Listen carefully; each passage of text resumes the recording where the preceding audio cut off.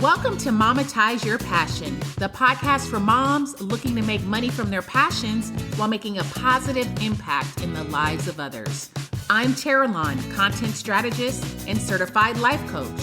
I want to help you leverage the power of content creation, organic marketing, and goal setting so you can turn your God-led passion and purpose into profit. My prayer is that you'll find inspiration from God, encouragement, and practical ways to monetize your passion. Hello and welcome to the show. So I'm going to talk about something today that is a passion of mine, and that is creating content. A lot of people ask me about creating content and how you can use that to monetize because, I'm very passionate about helping moms to monetize their passions. But I truly feel that if you are creating the right content, you can organically bring people to your platform, and that is how you can monetize effectively. When you can organically bring people to your bottom line and you can present your offer there. So I'm going to talk about if today I were starting from scratch as a content creator, what I would do. And this is what I would do today, having all the knowledge that I have accumulated over the last 10 plus years. And the path that I took to get to where I am today had to work out the way it did. I don't have any regrets. But if I were starting from scratch today, having the knowledge that I have, because knowledge is power, this is a strategy that I would take. And I do want to say that as you are trying to monetize your passion, you want to think about your content strategy because you want to create content that's going to bring people to your platform. Because ultimately, when you're trying to make money from your passions, you want to have an outlet that brings people to your thing that you are trying to sell. And the best way to do that is through organic traffic. And the best way to get organic traffic is through a blog, a podcast, or a YouTube channel, or any long format platform. You want people to keep coming back to you. So you want to create evergreen content to bring them to you. So I'll just give you an example. Let's say you are a fitness coach and you have fitness packages or coaching packages or something that you offer to your clients. How are you going to get people to know what you do, what services you offer? Yes, you're going to have a website. That's a given. As a business owner, you should have at the minimum a website.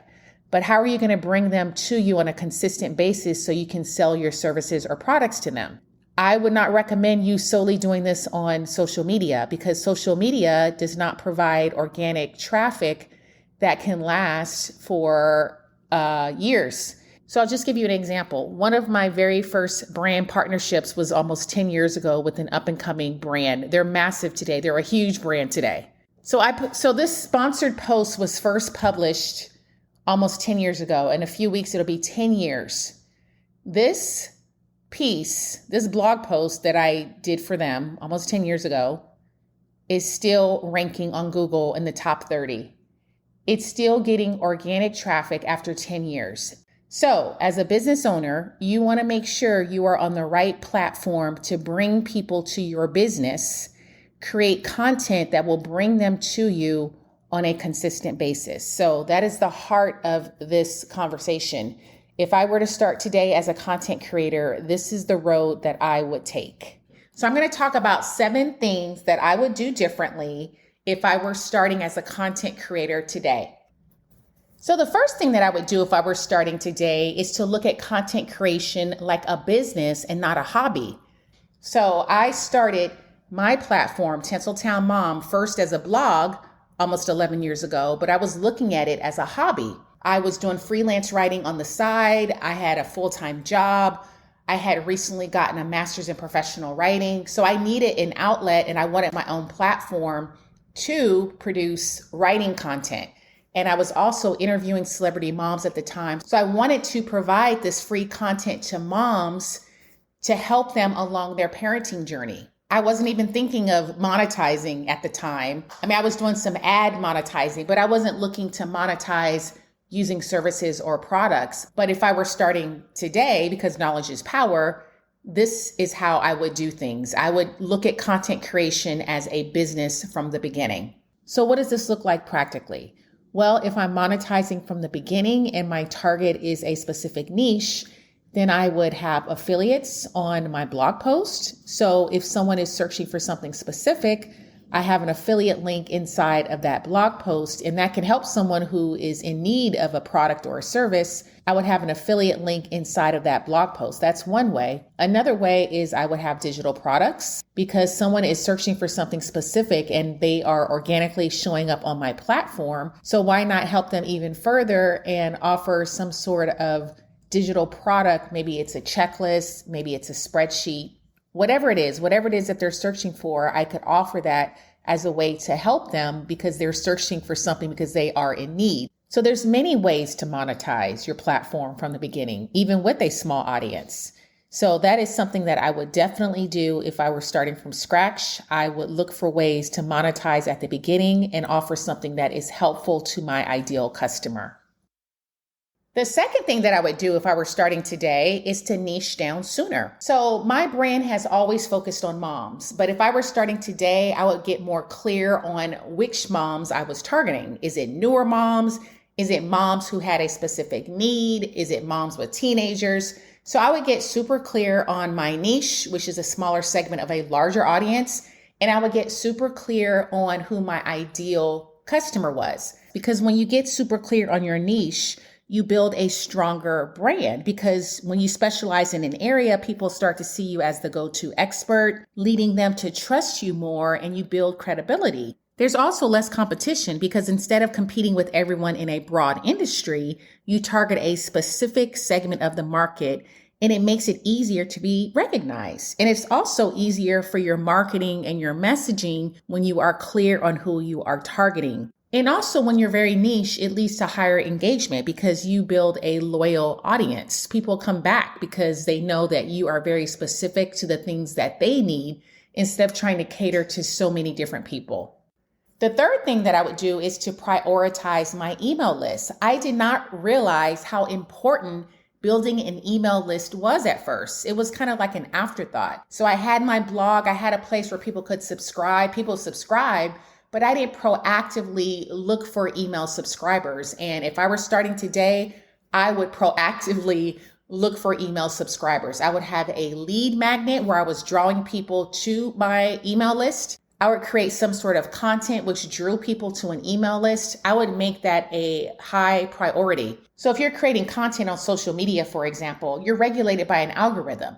The algorithm only shows your content to maybe 2 to 5% of your followers. Whereas if you have an email list, you can send whatever you want to send, whether it's a new product, a service that you're offering, new content, you can send it directly to your email list. And you don't have to worry about if an algorithm is going to show your email to a group of people. You are sending it directly to them, and it's up to them if they want to open it. But they will actually get the opportunity to open it and to see it if you send it to them.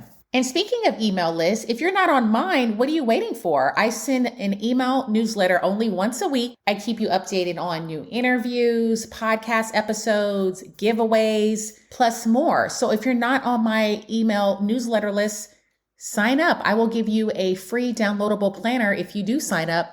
There'll be a link in the show notes. The fourth thing that I would do if I were starting from scratch today is to learn SEO sooner, or search engine optimization. And I'm talking about Google SEO because Google SEO dominates the global search engine market. I think it has over a 90% share. So Google is where it's at when people are searching for information. Yes, you can search for information on other platforms, like even social media. That's where I found my graphic designer, my last graphic designer. However, Google dominates. So let's stick with Google. So I would learn these strategies from the beginning. As you may know, people who have been listening for a while, many of my blog posts are on the front pages of Google. And that's because of the power of SEO. Had I learned this sooner, I have some blog posts that have gotten over 1 million views. Imagine if I monetized that from the beginning and all those people coming to my website, all that traffic coming to that one particular blog post, and it was monetized. If you have any type of service, you can create blog articles that are informative, that are educational, and people will search on Google looking for this specific information that you can provide. Let's say you're a fitness instructor. Maybe you have a blog post that you write, the 10 fads in 2025. I'm just making this up. And let's say someone searches on Google What are the fads for 2025 for fitness? I'm just making this up. This is a very bad example. But let's say they land on your blog post. You wrote that piece and someone organically came to your platform looking for help. You can provide that information to them. And then if you have a service or a product, you can offer it to them in that article. So it's twofold. You're bringing people organically to your platform, and then you're telling them about your service or your product. So there is so much power in SEO, and I would strongly suggest that you learn this. It is very simple. It's not as daunting as it sounds. You can start with simple ways to increase your search, whether it's your titles for your blog posts or certain keywords that people are searching for that you want to change. There's different softwares out there that actually tell you what people are searching for. They tell you the volume of people that are searching for that particular keyword. So this is definitely a strategy for bringing people to your site. I'm probably going to do a more in-depth episode about SEO because I think it's very important as a business owner. But again, if I were starting from scratch, that is something I would definitely learn from the beginning. The fifth thing that I would do if I started today is to have content pillars from the beginning. So when I first started, I was just going with the flow. I had a lot on my plate. I would post content just based on what I felt like. There was no real system for it. I didn't have content pillars or themes that I talked about on a rotating basis. But if I started today, I would make sure I had 3 to 5 content pillars that I rotated on my blog, my podcast, and my social media channels to make sure that I was providing content that my audience was expecting. So when you have content pillars in place, it keeps you consistent, it keeps you focused. It's easier to create content because you know the themes that you're going to be creating around. And also it helps with the algorithm. So if the algorithm knows what they're going to get from you, then they're more likely to share your content with more people, with more of your followers, with more of your ideal followers. And also your ideal audience knows what they're going to get from you. If you have these certain themes that you're talking about or posting about on a regular basis, they know what to expect when they come to your platform. So that's something that I would definitely do if I was starting today. The sixth thing that I would do if I were starting today is to have a project management system. So when I first started, I had Google Docs and spreadsheets, etc., but I didn't have a project management system. And I was always good at setting goals, long-term, short-term, and having a planner, but I didn't have a project management system to manage everything, manage my day-to-day, manage my personal. So today I use Trello, which is a great project management system. I manage my social media in there. I manage my personal, like even cooking, the kids stuff. I manage just all of my appointments. I manage clients in there. I manage my podcast, everything. It's all in that project management system. And I can still use my Google Docs or whatever else that I need, but it starts in there. I can just click a link, go easily to a file, and everything is just laid out. And the beauty about it is it keeps you so organized. When I first started, it was so hard to find different things. I was wasting time, really, because I didn't have a system in place for all the things that I was juggling. And if I had a project management system from the beginning, it would have made things a lot easier and streamlined. So if I were starting today, I would definitely make sure I had a good project management system in place. The seventh thing that I would do differently if I started today is to have a clear social media strategy. So when I first started, my strategy was just to get on every social media platform: Twitter, Facebook, Instagram, Pinterest, TikTok, LinkedIn. There was a Google Plus social media site back in the day. So that was my strategy: get on as many social media platforms as possible. I wasn't posting consistently. I wasn't using content themes, so I knew strategically what I was posting about. I wasn't bringing the right audience to me on a consistent basis. I had no social media plan whatsoever. So today, my social media plan, if I started at the beginning, would be first, before I got on social media, I would make sure that I had a long format platform. So I would probably start with a blog. And then I would choose one short form platform. I would choose probably Instagram. I would make sure that I was great with these two platforms. I posted content on a consistent basis. I knew my ideal customer, my niche, and I would make sure that I was creating content that targeted this group of people. And for social media, ultimately, my goal would be to, and it is today, to point people to my long format platform, because ultimately that's where they're going to buy. That's where they're going to stay. That's where I'm going to create content that brings them there on a consistent basis. So my strategy would be to, of course, build up my social media platform, but ultimately it would be to bring them to my long format platform. So just to recap, the 7 things that I would do differently today if I were starting from scratch as a content creator is: number 1, I would look at content creation like a business and not a hobby. Number 2, I would niche down. Number 3, I would prioritize my email list. Number 4, I would learn SEO. Number 5, I would prioritize my content themes for all of my platforms. Number 6, I would have systems in place. And number 7, I would have a social media plan.